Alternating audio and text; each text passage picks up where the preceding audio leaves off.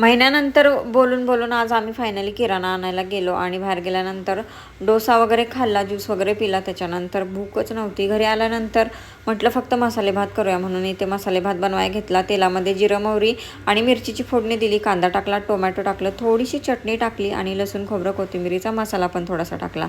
त्यानंतर नुसता बटाटाच टाकला होता कारण मसाले भातात टाकाय काहीच नव्हतं.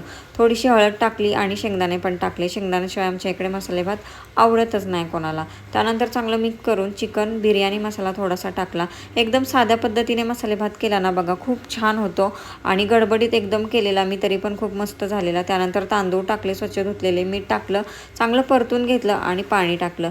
आता मसाले भात आहे म्हटल्यानंतर आमच्या घरी कोशिंबीर ही पाहिजेच असते.